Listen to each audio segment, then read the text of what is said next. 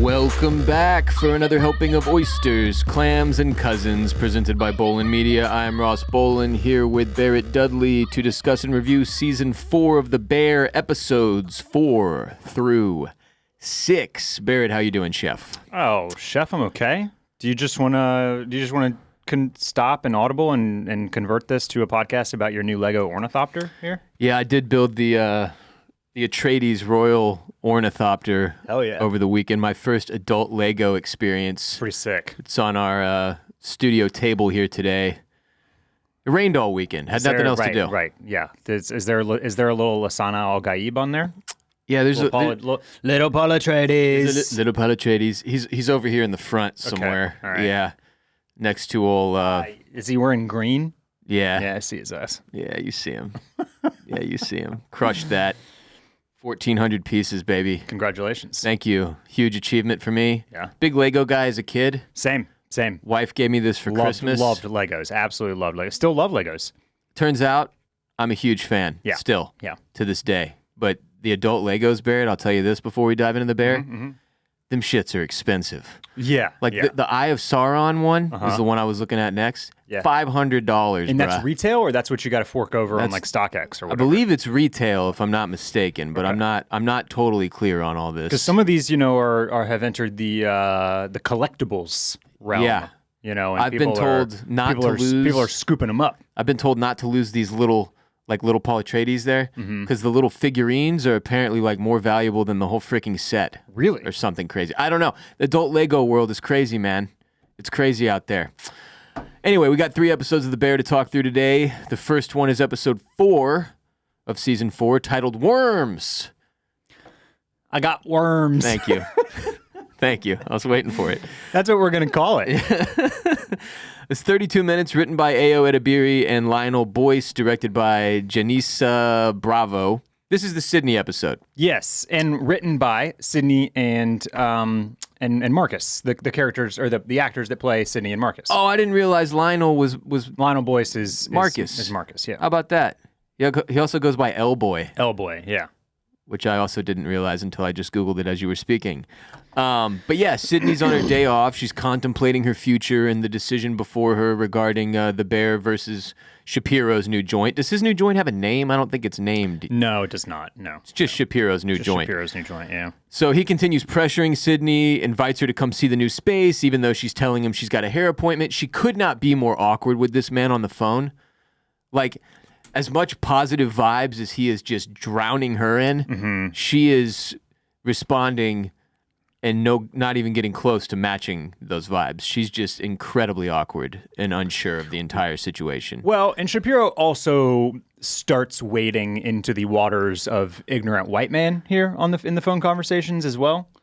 And so I think that adds to Sydney, already an awkward person that does not deal with confrontation, conversation, or emotion very well at all, I would say. No, not at all. Now, in a different style of poor regulation and management than Carmi. Right. But generally not great at it all the same. Yeah, she's got her own issues.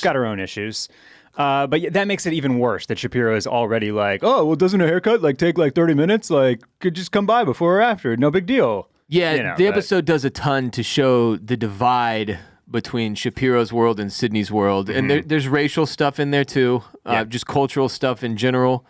He's so enthusiastic that it almost comes off as disingenuous. Right. He's too woke. He's Barrett. yeah. You know what I mean? He's so progressive that it comes off as performative. Right. Yep. And it's grating on her. It just is too over the top. And the space that he has is like a warehouse that they're reimagining, right? It's the whole thing is almost very cliche, right? They're going to have a comprehensive healthcare program at the new joint, which she clearly is how do you make this work financially? They're going to offer cool opportunities to employees to further their careers. And he's going to give Sydney all the control that she wants.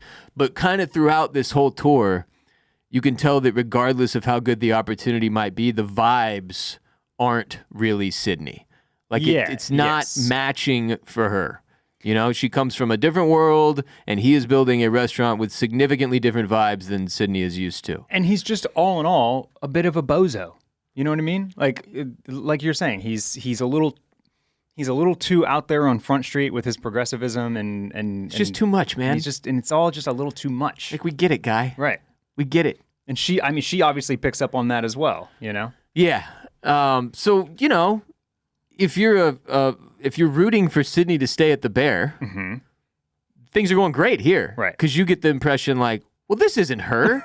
Yeah. This isn't her shit. Right. Like, this isn't going to happen. She can't come work here. Like, what is this? So, you know, from that angle, They're I like this. They're going to have pizzas, though. Big wood-fired, you know. Oh, yeah. Wood-fired pizzas. Oh, yeah. As much pizza as you can handle. Yeah.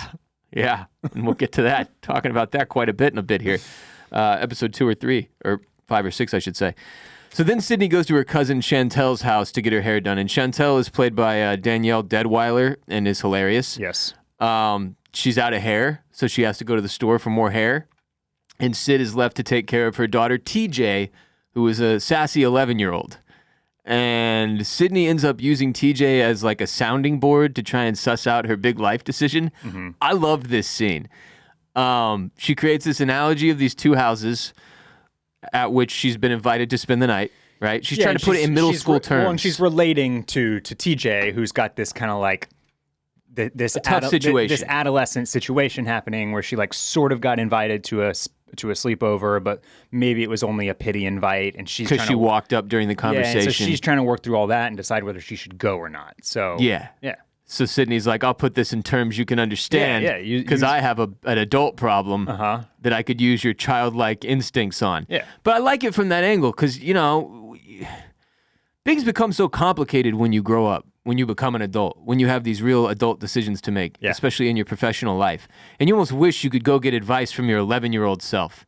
Like, what were your priorities? What would I do if it was up to you? You know what I mean? From the mouths of babes, Ross. Yeah. From the mouths of babes. Exactly. So she creates this analogy, the two houses she's been invited to stay at. There's the pizza place, Shapiro's joint, Shapiro's new joint with unlimited pizza.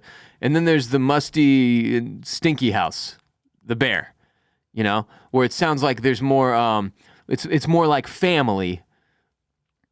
But there's also downside. To the family, you know? Like, there's drama, and there's down days, and there's yelling, and So, all said and done, TJ, being 11, is like, go with the pizza house.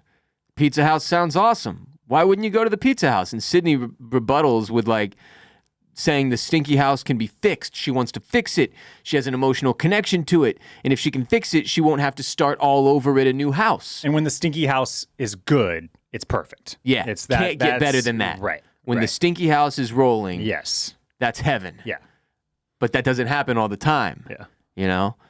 I did like also the insertion of the problem, the feeling that you get when you have two opportunities in front of you, and one of them is the familiar one, the place you've been, where you're established, and then one of them is new, and it feels like going to the new one, even if it's maybe better longer term, possibly, the short term feeling of having to start all the way over. Yeah, change is scary, man. Sucks. Yeah. So she tells her she wants to fix the stinky house, right? And TJ says, but you said it's not your house, so what if they don't let you fix it? And I was like, shut the fuck up, TJ. Fuck. She throws a wrench there at the end. But neither one is her house. Yeah, but she, you know, she's an 11-year-old. I'm just saying, you know. Yeah. It's not like the other one is. Well, I mean, then we're doing a little bit of nods to like the potential the partnership agreement. Partnership agreement, because maybe it will be her house. Right. You know, could be. I still think it will be. So Sid replies, "That's a really good question." She's getting so emotional by the end of this like 5-minute analogy that she just pummels this child with. That she's like got tears in her eyes. It's good stuff. So at the end of the episode, Sid calls Shapiro and asks him if she can come review the paperwork at his new location. Yeah. Which feels like a blow to those rooting for Sid to stay at the Bear. Yeah. But did this happen? Did she go review it? We don't get to see it. Probably. They're letting that one hang out there for a minute, man. You know? Shapiro's psyched, but Sydney clearly hasn't made a final decision as far as what we get to see unfold on screen here. Right. So after this episode, after Worms. 4, we got Worms. Where'd you feel like she was at?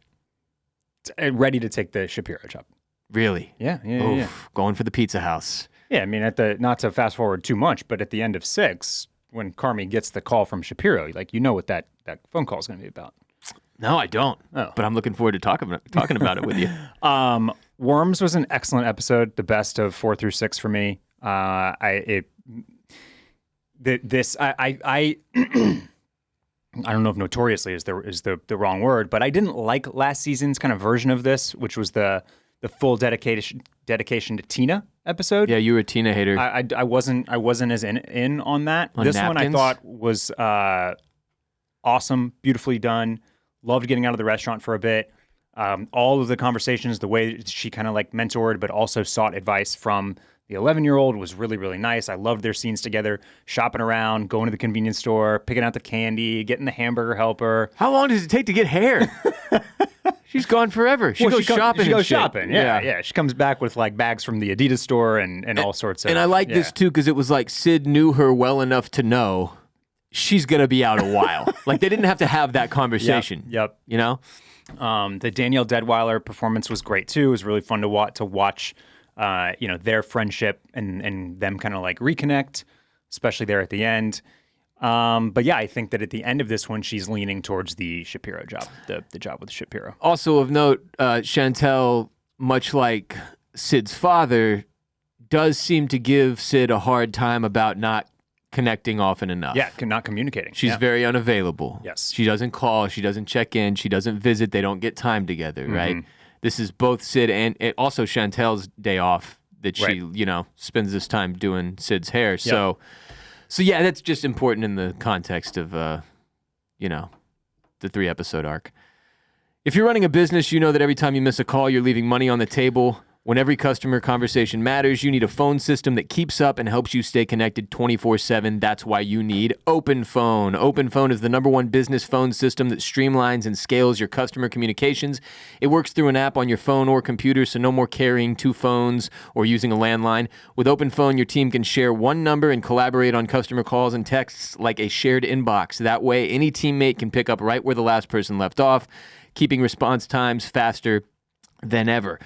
Plus, say goodbye to voicemail. Their AI agent can be set up in minutes to handle calls after hours, answer questions, and capture leads, so you never miss a customer. So whether you're a one-person operation drowning in calls and texts, or you have a large team that needs better collaboration tools, OpenPhone is a no-brainer. See why over 60,000 businesses trust OpenPhone. OpenPhone is offering our listeners 20% off your first 6 months at openphone.com/OCC. That's OPENPHONE.com/OCC. And if you have existing numbers with another service, OpenPhone will port them over at no charge. OpenPhone, no missed calls, no missed customers. See link and details in the description of this episode. Season 4, Episode 5 is titled Replicants. 33 minutes, written by Karen Joseph Adcock and directed by Christopher Storer. We kick off Episode 5 with Carmi back in Al-Anon meetings, listening to a woman named Georgia, who is played by comedian Kate Berlant, who is sharing... I recognized her. I don't recognize that name, but I knew who she was. I know I'd seen that face somewhere. Same. I had no idea what her name was. I was just like, why does this woman look familiar? I feel like I've seen her on like a Netflix or HBO special at some point, Okay. But yeah, she's a comic. And she's sharing a story about her addict brother throwing a party at her place when she's gone for a few days. This is a really long opening scene. It's one that I imagine a lot of people who are not into the depth of some of the stuff that the bear gets into probably didn't enjoy this much. 'Cause it's like 7 minutes, man. It just like, the story she tells takes forever. The camera's literally just focused on her, and you're like, who the hell is this person? I mean, if the bear loves anything, it loves close-up shots for a monologue. It does. It likes to cut off the top of people's heads so you can't see their hair. Just right there, 4K HD on that mug. Get deep with us, baby. Get emotional. Yeah, I loved this scene. Probably about through this point in this episode, I firmly reestablished my love for this show in general. Okay. It's just super. Again, I know I'm harping on this a lot, but like the authenticity is really difficult to capture, and they do such a good job with it. Like these real human elements and emotions, and I don't know exactly what the full takeaway was supposed to be here from this woman's monologue, from this story that she tells, other than that Carm being back in these rooms and doing some work on himself, and being attached to community outside of the restaurant is a good thing. And when you've got the type of trauma that Carmi is dealing with, you need stuff like this. It's his version of therapy. Yeah. I think if we want to get real into the weeds on it, we could try to extrapolate some things, right? We could try to read into this story a bunch, because the story is about this woman's brother who comes and stays with her stays at her place for a weekend that she's going to be out of town. And she asks him to do two things: water the plant that their dead mother left them, and don't get into any mischief. He waters the plants. He gets into a lot of mischief. Yeah. And so it's kind of like you can, if you want to take something from it, it's like you can do something that somebody asks of you while still being unable to let go of like who you are, of something that is core to you, of an obsession or an addiction or a love or an interest or whatever it is. So maybe we can apply that to Carmi moving forward. Maybe it's foreshadowing something or that's a little foreboding even, that Carmi can make some changes. He can fix the menu. He can open up his ears to his employees and take what they say with more seriously. But at the end of the day, like, he has to have, maybe he comes back to what he is, which is this, like, knock 'em dead, insane man chef, right? Like Chaos monster. Yeah, a little bit. Yeah. So yeah. Can he fully, because right now, about halfway through the season, Carmi seems like a changed person, right? In a lot of ways. He's softer, he's quieter, he's not yelling as much, he's listening to people. He has, he makes real changes here. He seems like he's making real changes. Can he make real changes? Or is this just this is a temporary settle down? Seems to be one of the big questions about people. Right. But I believe people can change. People can change. I used to be a piece of shit. So yeah, the cool opening to this episode at the Al-Anon meeting. Marcus is selling his late mother's house. This was sort of a weird aside, just because I didn't know who the fuck his realtor was. I was like, am I supposed to remember this cat? So I paused the show to look over to Laura and be like, who is that? I was like, is this a fact? That's another face that I recognize big time. But was it from The Bear? Yeah. It's Marcus's old roommate, Chester. Who we've seen before on this show. But maybe like 3 minutes of screen time spread over 4 seasons. What did he do? What do you mean, what did he do? Like, what did he do in previous episodes? I have no fucking clue. I didn't even remember he existed. The only reason I know what I'm telling you now is because of Google. Okay. But he's Chester. He was the roommate of Marcus. All right. They are no longer roommates, though. He's a designer of everything, it says. I have no idea what that means. That must have been a joke from earlier in the series. But yeah, we spend some time with those two. We get to watch Chester show the house to a couple or whatever, and then him and Marcus sit on the stairs and have a conversation about moving. Marcus has the insight that moving only happens when something bad has occurred. Mm-hmm. Death, divorce. Chester hits him with the flip side. Well, you could look at it. It's the cup half full, half empty thing. Well, yeah, and I thought that was a really interesting one, because as soon as he started saying that, I was like, well, that's not how I see it. It's not how I see it either, and I'm a generally negative person. Yeah, so that's certainly telling about about his own experiences with moving, right? That it has only ever been a telltale sign of something having gone wrong. Trauma, grief, loss, all of that. So, yeah. Which is also very insightful. More insights between both of these guys about change, right? Yeah. Is change good or is change awful? Yeah, and people's outlooks are based on their own experiences, right? So, Ibra is still being mentored by Rob Reiner, a.k.a. Albert Schnurr. Mr. Schnurr. Mm-hmm, mm-hmm. Gives his mentor a tour of the Italian beef sandwich wing of the restaurant. Albert is very impressed with how much business the sandwich window does in such a small space, such a simple setup with only 3 employees, Ibra, Chucky, and Chi-Chi, and that's if you're not counting Robot Chucky, obviously, who would be a 4th to me. Yeah. Robot rights are important. And Ibra or Albert ends up telling Ibra that they should franchise the beef. Or open more locations, right? Yeah. Well, but that's franchising. Well, Mini franchising. Okay, so not really. Like if you want to get into the semantics of it, But doesn't he use the word franchise? I don't think so. He says a mini chain. Maybe I'm wrong. I thought he said mini franchise. Maybe I missed the if he said franchise. Well, either way, it doesn't make that much of a difference for the conversation, which is interesting plot line to hit us with here. Yes. Yeah. Because realistically, it doesn't feel like one that can unfold on this show.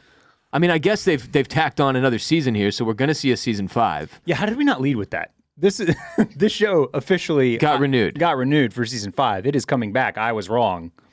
This is not the end. We talked about that on Patreon last week. Patreon.com/oysters, clams, cockles in our Patreon exclusive episode. Okay, we did. Just for a minute. Yeah.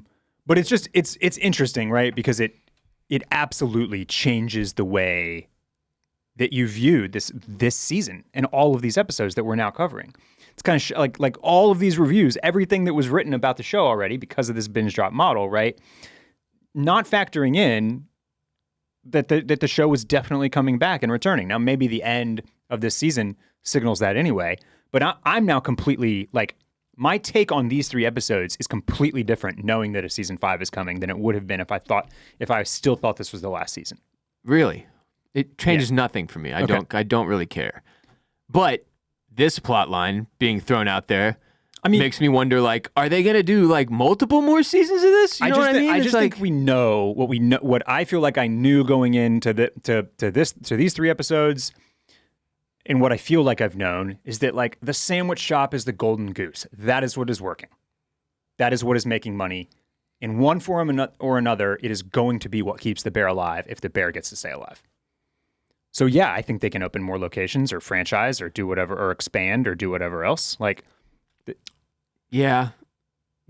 See, I look at it differently because I like the story for me is that the beef already existed.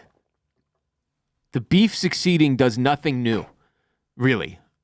The fact that they've simplified it and it's no longer like this full-blown store, it's just a sandwich window and it's only got 3 staff members and like that all is interesting and I get what they're playing with there. But as far as this TV show goes, I need to see the bear succeed as a restaurant on its own, or that's what I'm hoping for. I don't mean I need to see that as far as storytelling goes, but like that's what I'm rooting for, right? And I hear you, like clearly at this juncture and throughout this season and a half, this last season and a half, the beef has been the winner. The sandwich shop is what is working, as you said. Like that's where the money is actually flowing well, and they're not getting more resources, right? It's why Ibra is spending all this time looking to make opportunity because they kind of have what they have. They're out of sandwiches by 1:15 every day or whatever, and then that's that. So it's an interesting sort of wrinkle that they've thrown in here via Albert Schnurr. That, maybe opening more of this, getting more of these could be a financial solution. And because bigger picture, what we're looking at here is a financial problem. The restaurant is bleeding money. The bear is not financially viable. They have taken however many hundreds of thousands of dollars from Uncle Jimmy to even open this thing. Mm-hmm. And he's put a 2-month, ticking clock to doomsday where the restaurant will have to close. Maybe in an ironic twist, the beef's success saves the bear. I hear you. Mm-hmm. But like, I would like to see the bear be able to stand up on its own too as well, which it feels like there's been a lot of progress made this past several episodes, right? Like they might be able to pull it off. We'll see. The concept of franchising or opening up several more locations, the way he talks about it, Albert Schnurr, reminded me of that, what's that movie about McDonald's? You know? Yeah, the one with Michael Keaton. Yeah. The Founder. They get into that concept, and so this is also just something I famously know about, like Chick-fil-A. Like you do one new one at a time, so you can focus on quality control and you don't lose what is working. Right. Rather than being like, we're going to open 10 new locations. Like you do one at a time, you keep it simple, like Mr. Schnurr said, right? And conceptually, I think they could do that. They could replicate the success of a 3-man team running a beef window, right? Why not? So yeah. Interesting, though, to hear that wrinkle thrown. And certainly, if we hadn't gotten the news that the show was renewed for season 5, you'd be like, what the hell is this? Why are they throwing this out there? Yeah. So we'll see what comes of it. But yeah. I like the Ibra scenes. They're kind of fun. They're cool great. to see They're him great. taking the initiative. Bunch of random scenes in this one with like a 7-minute long song. You see like Sid shooting solo hoops, playing a little basketball, trying to help herself make a decision. Love this. Did this as a kid. Not with job decisions, obviously, but I remember specifically shooting hoops and being like, all right, if this one goes in, I'm going to do this. And if it doesn't go in, then I'll do this. And using that as a decision-making tool. Right. Richie's freaking out about his lonely life. He continues to be kind of lost outside of work. Tina calls Carmi out because the restaurant is still losing money, gives him like kind of like a little like, elbow in the side pump-up speech type of thing. Like, come on, man. Get this shit fucking rolling.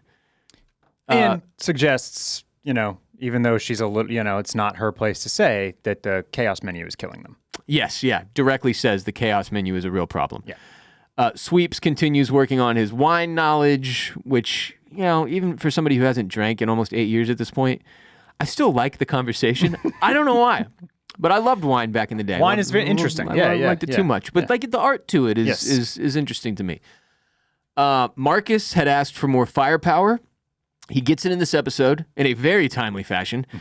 Pastry chef Luca, played by Will Poulter, who we met in Copenhagen originally, I believe, right?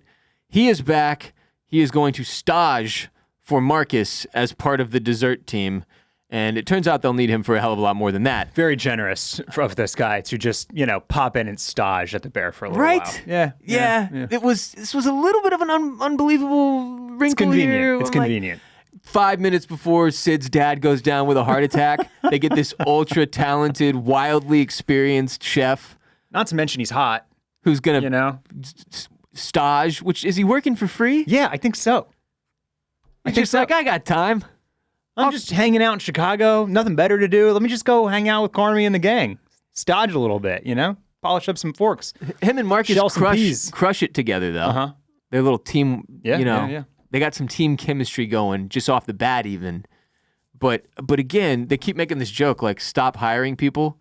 I will say this, though. I do want to just pop in with a personal preference take on how I like fine dining.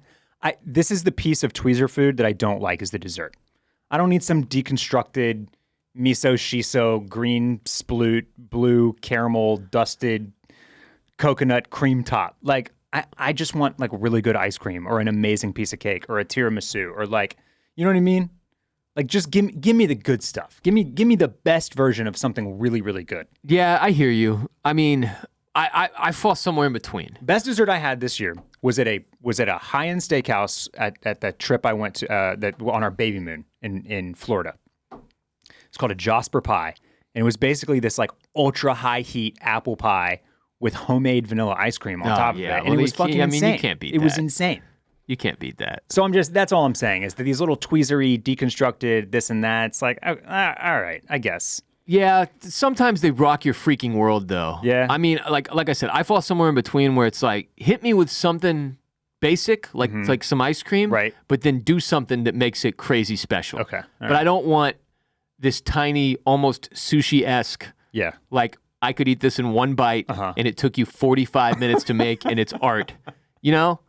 I appreciate the art. It's just not what I want for dessert. So all I'm saying is that I like that style better in the coursed out dishes than I do in dessert. That's all I'm saying. Yeah, it also just makes me think about how people who don't really fuck with dessert probably don't know how insane the restaurant dessert game is. Right. And I like that they've given this show space to play around in that sandbox, if you will, because it blows my mind sometimes, man. Like the shit they come up with at these restaurants for desserts, they get crazy creative with it. Mm-hmm. It's a lot.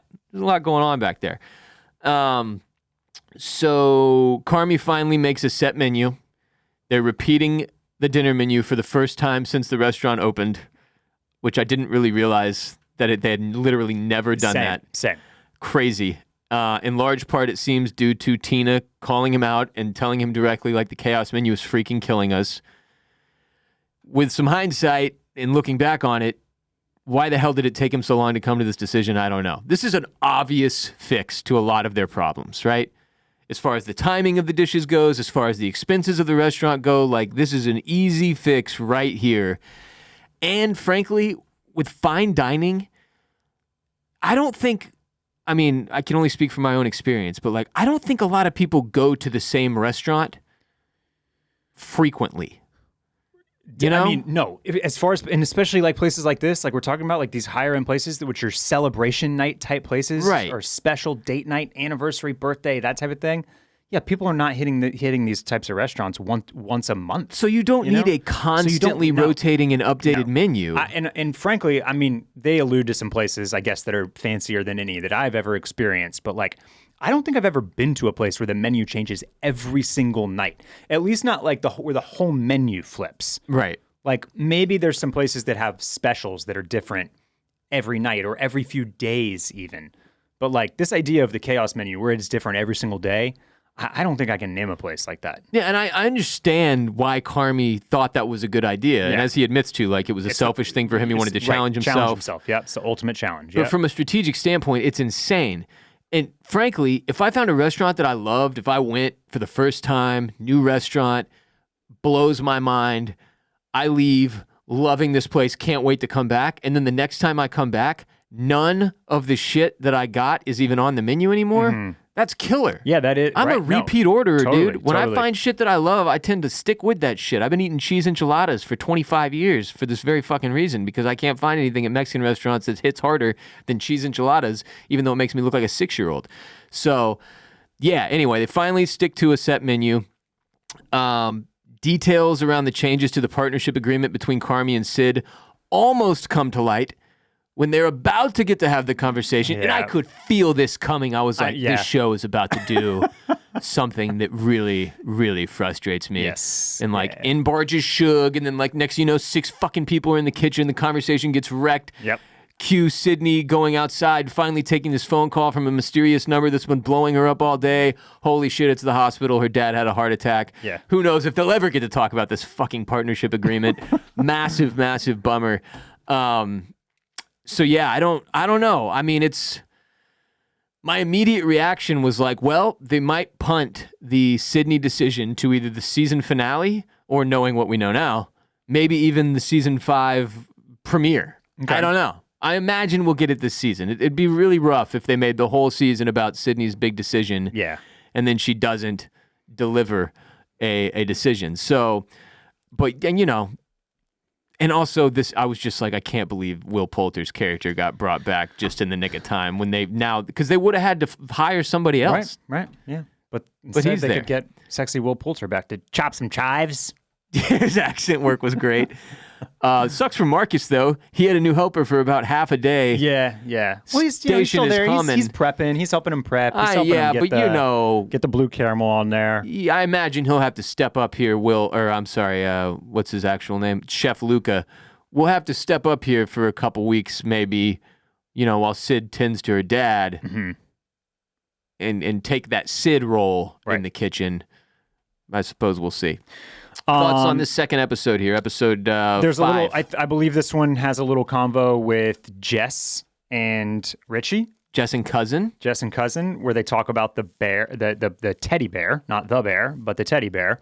But they do talk about the bear in that conversation because of Richie's miscommunication there. Oh yeah, he wasn't specifying which bear he was referring to. Right, and so again, the bear gets brought up in these like nostalgic ways where he's like, that place was fucking humming, it was rocking, you were a part of it. The beef. Yeah, I'm sorry. It was alive. It was alive. Yeah, like, how he misses that energy. And frankly, I thought it was a good metaphor for how I feel about the show in season 3 through 5 episodes, because I'm season 4? In season 4, yes. Sorry for all of my miscommunications. Which is like, my favorite individual scenes of this season so far have been like the little, Sid as Neo drops the pasta dish in under 3 minutes, or Tina working her ass off to try to get it. Or like I'm missing the hum and the energy of the kitchen, of the cooking, of the food, of the bear. That's why become much less of a focus. That's why I think, episode 3 was so great for people, is because we saw them doing their thing. Let me ask you a question. Outside of Forks and Fishes, is there what episode do you think of when you think about the bear? It's tough. I mean, what Forks and Fishes did not include the episode where Carm is locked in the freezer. True. So that'd probably be the only other one. For me, it's the season 1 episode that's just the 28-minute one-shotter where the restaurant is just on fire as they're pumping out sandwiches. Like that was the juice right there for the show, especially in season 1, when all anybody could talk about was how intense it was and how reminiscent of actual kitchens it was. So Have you seen the bear? It's so crazy. So I still really like it when they hit us with some of the food stuff. Sydney making the omelet in season 2, I think, or maybe that was 3. You know what? The other episodes that pop out to me are the one-offs. Like I liked Marcus in Europe. Yep. Unlike you, I liked the Tina episode a lot. But I hear you. The energy of the kitchen and the cooking specifics. There's one where Sydney visits all of these cool Chicago establishments. That was right? a great one. And like is seeing the plates and the dishes pop up in her mind's eye like that. And so like I'm just kind of I miss the food a little bit in the same way that Richie misses the energy and the vibe of the beef, and how this is something totally different now that is not quite hitting the same. Are they into each other? Are Richie and Jess? Yeah, there's sparks here. Yeah, some little okay. Yeah, I think most people watching this, and I mean from that first conversation, you're right. Oh, okay, this could be a good thing. Let's yeah, I see what's happening here. You see the energy a little bit, but yeah. Look, just to counter some of your points about the show in general right now, I do not disagree with you that it's so funny because it's like this ironic comparison, when you're cooking dishes and you're trying to come up with all the right ingredients and make sure everything hits right. It's the same thing they're doing with this TV show, and it feels like they've had a hard time deciding how to handle that. How much kitchen and cooking there should be. How much of these characters' personal lives there should be, right? How many asides should we get into each season outside of the focus of the main plot line? How quickly should the main plot line move versus all these subplots that we've got going?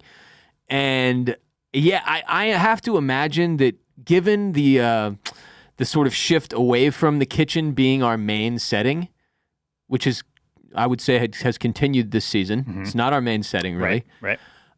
That we will get back to that at some point. Now, it may not be this season because we're 6 deep. We're about to go into an episode that we know is probably a bottle episode that's an hour and 9 minutes long that is all wedding for episode 7. And then you got 8, 9, and 10, where I have to imagine the rest of the unfolding of the whatever's going to happen with Sydney is going to happen. So maybe season 5, we'll get back to what you're asking for, more of that juice. I don't think so. Maybe not. Yeah. Maybe not. But I mean, it is ironic that the way Cousin lays that out, sort of, you could take that as maybe like almost a subliminal message from the writing team too. Like, yeah, it was missing our juice. Right. Season 4, episode 6 is titled Sophie, which until I was doing the rundown for today's show, I did not realize is the name of the baby. I don't know how I missed that, but that's the baby's name, Sophie. 29 minutes, written and directed by Christopher Storer. Episode 6 starts with Sid in the hospital, checking on her dad, and I'm just going to kind of cover the whole Sid storyline right now. So he's alive. Her dad is alive. He survived this. It was, I don't know the hierarchy of heart attacks, but it seemed like this was a lower on the it was a stage 1 or whatever, mini block or something like that, right? Mm-hmm. So he's fine. He should recover from this. Obviously, having said that, they say heart disease runs in his family. It's something he's going to have to be really careful about, I imagine, moving forward. But still an extremely traumatic situation for both him and his daughter, Sydney. Sydney runs into Claire Bear in the hospital. She works there, right? Yes. Isn't she a nurse or something? She's a nurse, yeah. Yeah, that took me a minute, too. I was like, what, is she going to tell us why she's here? Is one of her family members ill? You didn't clock the scrubs? No, I'm a moron. Okay. So Claire sits with Sydney and talks to her. And my takeaway from this conversation, not unlike every scene with Carmi, is that Sydney badly needs to be in therapy. Because, dude, she just seems to think so little of herself. And we get a lot of that over this 3-episode arc. Like, she looks at herself and her life and her accomplishments as very diminished and sort of like a failure and a mess. But that's not how I feel at all watching Sydney. It's funny because her opinion of herself does not match up with what I think about her. Right. Even as a fictional character. So it sucks watching her go through this, put herself through the ringer. Like with all this talk about like her dad shouldn't be worried about her. She doesn't want her dad to be worried about her, right? Which is just like, especially if you're a parent, it's like, it's not how it works. And as Claire puts it, it's like, I'm sure he's extremely happy to be worried about you, to have you to worry about, right? Yeah. Like, that's just how it goes. When you got kids, you worry about them no matter how well they're doing or not doing. Like, that's forever. So, Ayo is an incredibly talented crier. Mm-hmm. That was an impressive amount of waterworks for a crying scene. They even like make fun of it by the end because she's literally covered in tears. Like, her whole face is wet. Yeah. But yeah, man, it sucks that these people hate themselves so much. Like, and her and Carm are perfect for each other for this reason, because they both have this incredibly fragile, non-existent self-esteem. Maybe they can prop each other up. Yeah. But yeah, good that she ran into Claire to have somebody there to sort of, try to set her straight a little bit. Yeah, the big line from Claire, right, is worrying about people and having people worry about us is like everything we've got. That's kind of if you wanted to condense this scene into one quote, I feel like it was that one from Claire to Sydney explaining what you were saying, that your dad likes to worry about you. That is what it's his job. It's his job. Yeah. And you don't need to feel bad about that. Claire's awesome. We know. Claire Bear's great. Everybody knows. Claire Bear's great, Ross. I know. Back in the kitchen, we get our first classic yelling "fuck you" scene from Carmy to Cousin in a while. Yeah. Vibes came back briefly. This show is over-indexed on two things for me at the moment, also, which I think is honestly maybe a bigger complaint for me at this point than the lack of kitchen and cooking scenes, because at least we still get some of that. Whereas it's still doing two things that it did in this episode that I don't like. I groan and want to pull the blanket over my face every time we get a kitchen scene like this now. With the fighting and the like talking about people growing and changing, right? Do you not get tired of this? Would nobody just shut the fuck up for 1 second so they didn't have to go through this anymore? It's just it's so uncomfortable and awful and incessant and just a absolute beating that I really, really, really don't like when they go to this place anymore. I am hopeful. And part of it is that some of it feels forced as well. It's like you're like when Suge comes in yelling and bitching about Francie Fack. It's like, okay, just pump the brakes for 1 second. Do you need to be screaming like that? And that's how I feel about Richie and Carm when they get into it as well. It's just like, is this necessary? Fix your relationship, guys. No, I feel hopeful, though, that based on this has been happening more and more sparingly. It has been, yeah. This is really the first one that we've gotten. And you've got these pieces in motion between Carm seeming to make personal progress and also Richie, who has no doubt made a ton of personal progress in some areas of his life over the past 4 seasons. I feel like this is on the way out.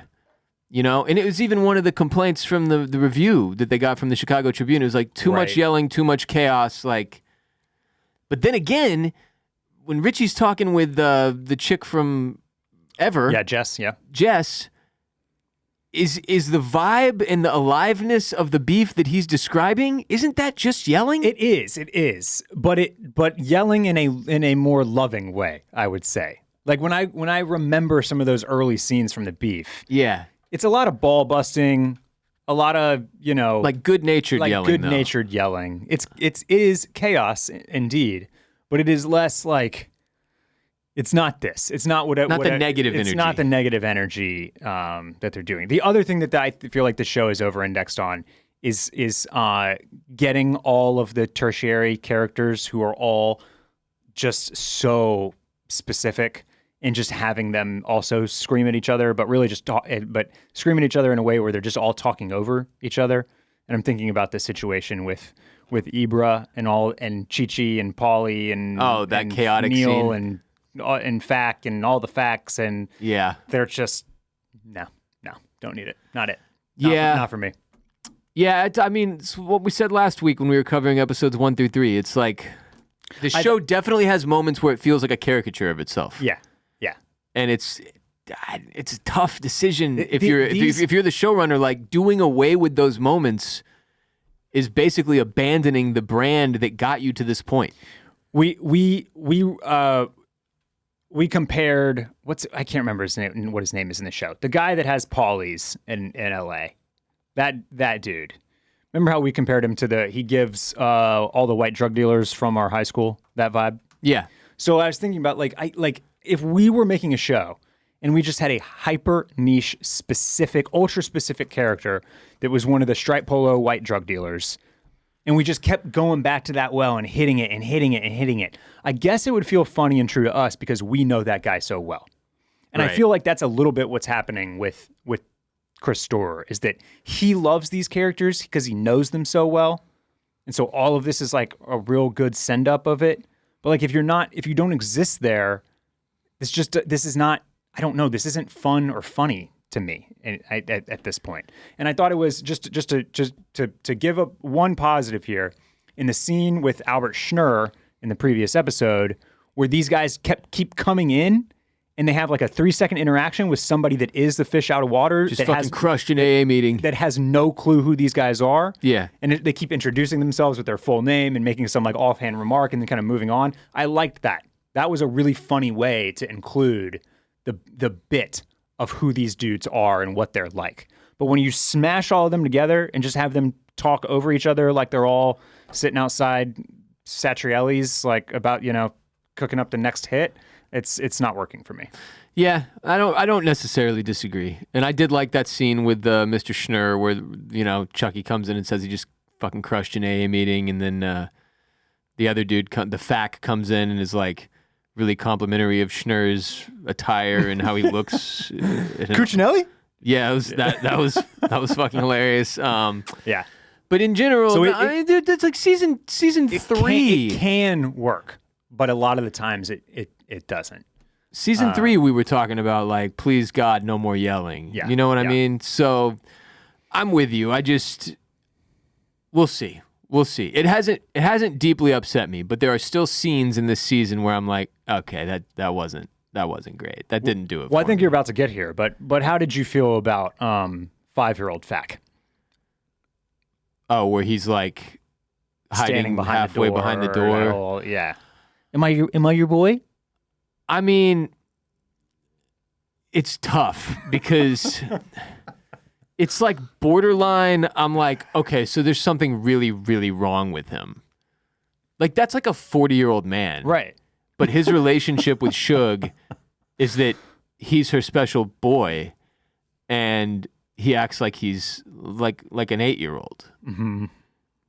And it kind of plays for a laugh, but to me, it's more just weird. It is. It's weird. It's weird. Like I don't know what the fuck is going on there. Because there's nothing there. Because as far as we know, there's nothing wrong with Neil and what's the other one? What's the other Fack's name? Do you know his name? Nah. The brothers Fack. Yeah. There's nothing wrong with them. They're just kind of weirdos. Right. But by all accounts, they seem like well-meaning. If a little, if. Yeah, they seem like good guys. I don't know. But do they? I don't know. Because also the scene with like the baby smelling, that was weird. Like, they just want to smell the newborn baby. Yeah, but he wanted to wake it up. He was like, I want to wake it up so I can smell it. It's like, dude, what? They're not even allowed to hold the baby. But I thought that was weird. Trusted to hold the baby. That was weird that she wouldn't let them hold the baby. Because it was weird. You've known these guys your entire life. He's your special boy. He's your special boy, but he can't hold the baby? Maybe he wasn't able to hold the baby. That's like a 3-month-old. Anybody can hold a 3-month-old. He can't hold the baby because he invited... that baby is holding its neck up. It's holding its head up. He told Francie to go to the wedding. Right. That's what he tells her here. This is already after he's been denied baby holding privileges. Yeah. Yeah. It's all. This is what I'm getting at, though. This is all just everything with them is just like a little too quirky at this point. with the whole show. It sounds like is what you're saying. Specifically when they get into some of this type of like cousin this, cousin that, fact this, fact that, Francie fact, yeah, that's baby like fact, half of every Sophie episode. Fact, you can hold the baby, you can't hold the baby. Fuck you. Like, all that is like has worn pretty thin for me. Yeah. I think. Yeah. All right. Heard. Chef.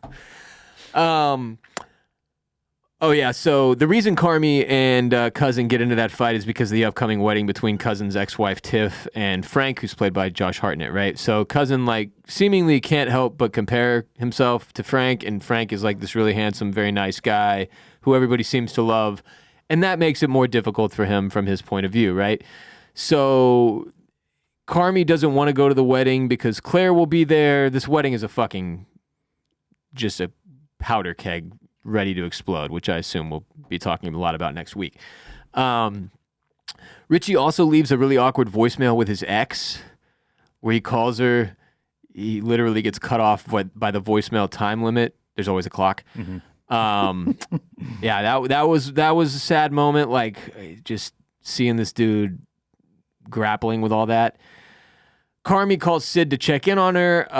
By the way, the whole restaurant has been leaving her voicemails and shit. Remember, she told Carmi, don't tell anyone this happened, and then now everyone knows. They're all calling her. They're sending gift baskets and flowers and weird shit to the fucking hospital and whatnot. Yep. On one side of that, like, it did show very effectively how these kitchens become extremely close-knit. Like, if you've ever, neither of us has real experience in the restaurant industry like this. That being said, 1 degree removed, I know people who have had experience in the restaurant industry like this, and basically work becomes like a second family. Like, all of these people in the kitchen hang out and then, just to be frank, get fucked up with each other. Yeah. You're saying I wasn't a part of the family when I did a summer of waiting tables at Papacitos? I don't think it counted. You didn't get deeply ingrained enough, you know? Yeah, I didn't get fully embedded. That's true. No, but I did you know hear what I'm saying. 100%, because I would listen to the people that were like in the shit that had been there for, years. Yeah. years. It's like high school drama. Yes, and they Constant. were all. It was very incestuous. Yeah. Yeah. Really, everybody was hanging out. Everybody was a lot of people fucking, hooking up. Yeah. Everybody gets drunk together, and you get real drunk together. It's like one of those careers that lends itself to getting shit-faced with your employees, with your coworkers. And we see this with, I can't remember what episode it is, but there's one episode where Richie leaves work and goes to an after-hours bar. Right. Yeah, and like the whole, it's a lot like a performance, right? And you're there, you're working your ass off, the adrenaline's high, you work late, so it takes a long time to come down from that too. You need a lot of decompression. You time. need to decompress after, and that allows, a lot of room for hijinks. Well, it's the same reason there's a lot of addicts and people who struggle with substance abuse in the restaurant industry as well. But I do think part of what I took from this was the bear being like family and all of these people calling to check in on her and wanting to be there for her, Carmi included, just adds another layer to the decision she has to make about Shapiro's restaurant. Yeah. And we'll get to the end, and then we can talk about how we feel about where Sid is at. So he hangs up with Sid, and then Carm gets a call from Shapiro. We do not get to hear it. But what you said earlier, what was your read on the Shapiro call to Carm? What do you think happened there? I think that he is calling to make sure that to try to smooth things over and make sure that there's no bad blood about him poaching Sydney. So you think Sydney has agreed to go work for Shapiro? Yep. And that Shapiro has made this call to basically alert Carmi to the situation. Well, maybe even thinks Carm knows. I think he thinks Carm knows at this point, maybe because Sydney even told him that she was going to let Carm know that day, then obviously is derailed by the emergency and does not get to tell him. So I feel pretty confident that Carm is going to learn about this with this phone call. Yeah, I guess the question is, why would Shapiro call Carm if not to do what you're saying? Unless it was to be like, hey, why won't your number 2 make a decision on coming to work with me? Which doesn't feel like a call he would make, right? I guess it's possible that he's calling to be like, I heard Sid's dad had a heart attack. Maybe. I can't get a hold of her. Is everything okay? But Okay. Yeah, I'm willing to hear this. Yeah, because I feel like this is going to lead to a bit of a fallout between Sid and Carm. See, I'd hate that. Because she's been sitting on this for weeks and weeks and months. Or weeks, I don't know. However I guess we don't know long, how a long. while. For a while now, and hasn't even mentioned it. Won't read the partnership agreement that Carm sent. Won't read the updated one that he sent. You know, like, so I just feel like she hasn't played this exactly right either. No, not necessarily. I mean, I think it's her right to sit with it and think about it rather than having to go straight to Carm and telling him, like, hey, by the way, I have this other offer on the table. You're totally right. That's fair. But I'll be really bummed. But he'll be hurt by it regardless. I'll be really bummed if that's the case. Because if we're getting like a more self-aware, introspective Carm, yeah, I guess his reaction his reaction to it is definitely going to be a little bit of a litmus test for where he's at. For where he's actually if he freaks out and takes it personally, yeah, that's going to be devastating to me in terms of the momentum of the show. Yeah. So we'll see. I feel like this is one of those red herring situations where it's not going to be that Shapiro's calling him to apologize for poaching his number 2. Maybe he's just checking on Sid or something, and we'll find out. But into the episode, Carm gets to hold Sophie. Mm-hmm. I didn't realize this, but he has 2 little kids. Yes. So he had to act like someone who's never held a baby here, even though he definitely has.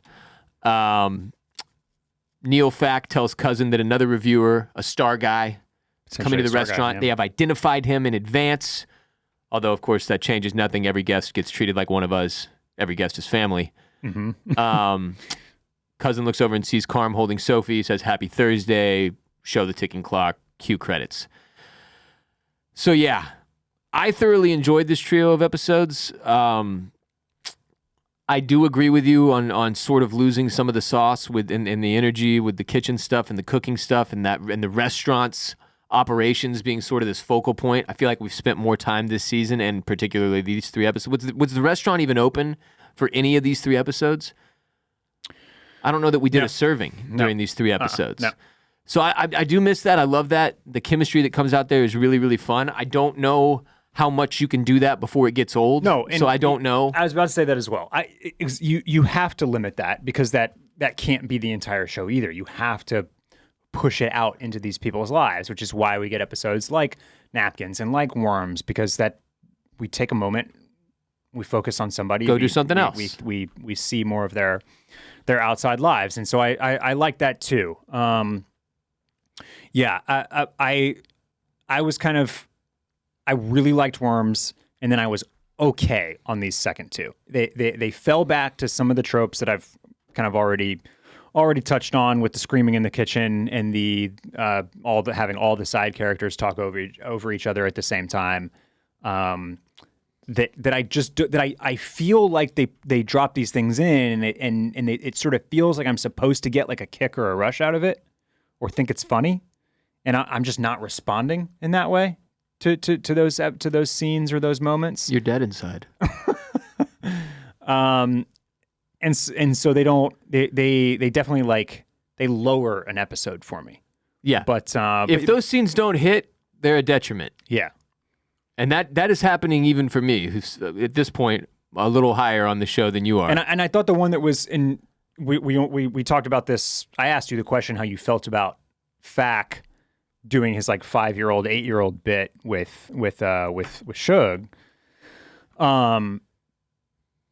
But then like this whole like the whole Francie Fack thing that's still lingering out there too is just a little. Yeah, I don't know. It's. This next one's going to be a big episode, man. I'm really looking forward to episode 7. I feel like it's going to be good. They usually do this type of thing very well. I just don't know what to. You have to make the Suge Francie feud pay off, and the way they've built it up makes it feel like it's going to be this they're going to flip it on us. Mm-hmm. Like, oh, the reason they were feuding is the dumbest thing ever, right? Yeah.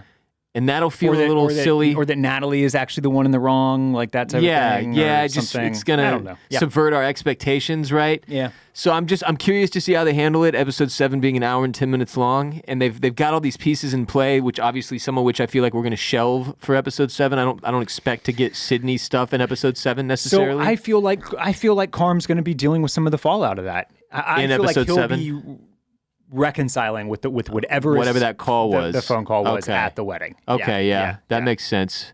He's having to juggle that and also seeing Claire and his mom, and who he hasn't seen in years. And all these fuckers, which was that we were reminded of that in episode 6, which I thought was interesting because it's like with the fishes episode and with some of the flashback scenes, we forget that he hasn't actually seen her in years.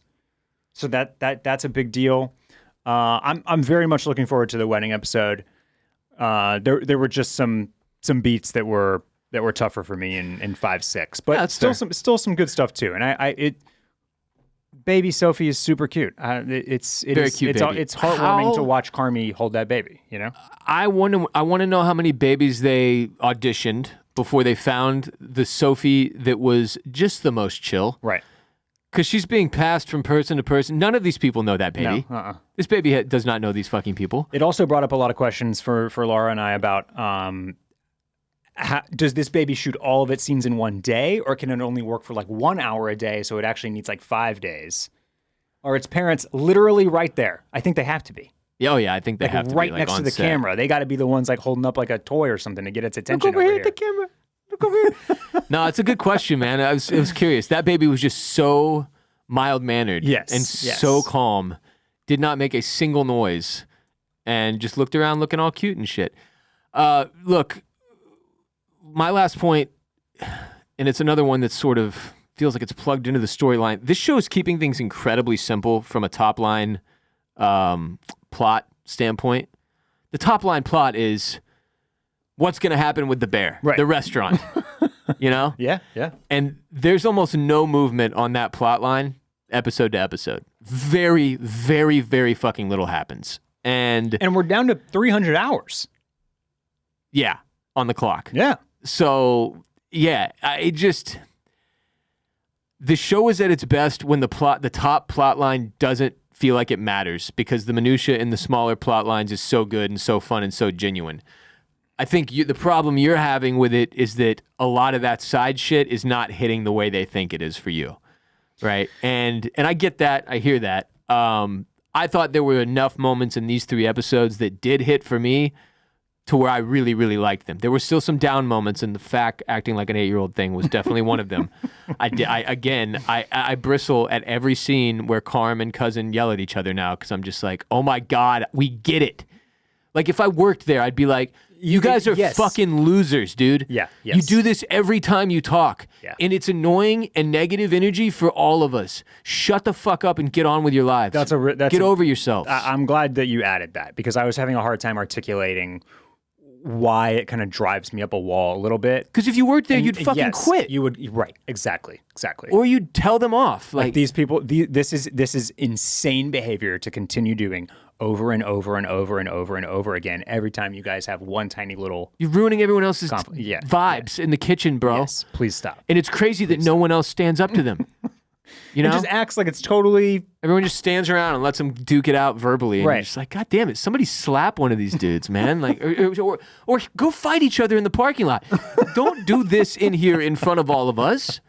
We don't need to see this shit. So yeah, I hear all that, and it is what it is. But look, man. If I had to take a shot in the dark on what I think Sydney will do, I think the combination of the conversation with the 11-year-old and the experience we've seen her have with Shapiro going to see the new place and then her dad's health condition complicating things further and just my own personal what I hope happens, I think she's going to stay at the Bear. Okay. I think she's going to stay because if she leaves and season 5 is added onto the show and it feels like they're going to broaden the scope into like, and now we'll see what Sid's doing over at Shapiro's new joint. Little Restaurant Wars action. And now there's some franchised beefs. And like season 5 : Restaurant Wars. Yeah. So then we're getting into a place where I'm like, I don't know how much longer I can be on this ride. Yeah. or how much longer I can care about the show on the level I did for the first 2 seasons. So you had this down year with season 3. You're trying to recapture the heights of season 1, and really season 2 is the high point. Okay, so I agree with what you said about not being able to care as much or be as in on the ride as you were with seasons 1 and 2 when everything is this like we've loaded up the bus, we all know the mission, we're a team, we're a family, let's make the bear happen, let's get that Michelin star, let's make this a success, let's get everybody into therapy and let's figure it all out, right? But that starts to I feel like the hopes of that kind of being a tight arc start to dissipate and disappear when we keep adding seasons. Because if you think about shows that are long running, that add season 5, season 6, season 7, they have to start pushing and pulling in new directions. In new directions, and they have to split characters, and they have to bring characters back together, and then they have to break up relationships, and then they have to put those relationships back together because they gotta mix it up. They gotta mix it up. They gotta keep everybody on the show, but they gotta send them in different directions so they can bring them back together. And name a show, and it's The Office in season 9 had to try to split Jim and Pam up for a little bit because they had nothing left to do.